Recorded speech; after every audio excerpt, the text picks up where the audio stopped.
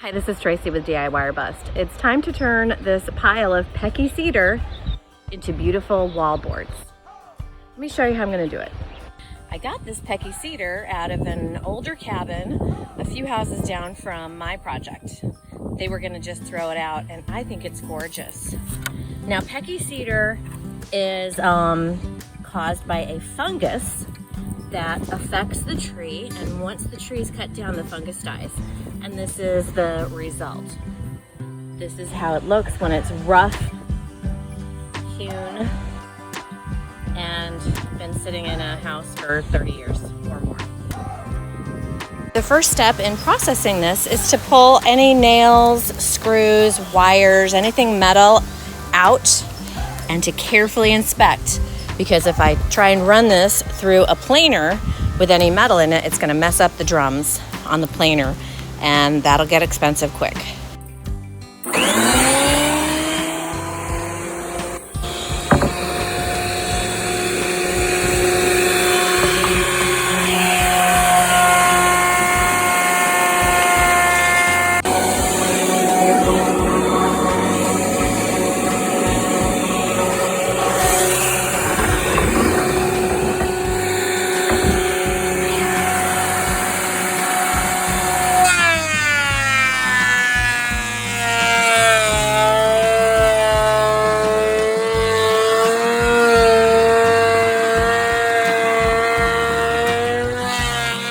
And this is what it looks like after it's been planed down.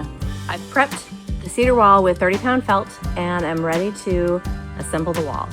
Because I had laid it out in advance, I knew exactly where each piece would go. I just installed it like shiplap, and here's the finished wall before any window or door trim. Here's a close-up shot if you'd like to see all of the grain. Well, that's it for this project. Thanks for watching DIY or Bust, and subscribe, like, and comment.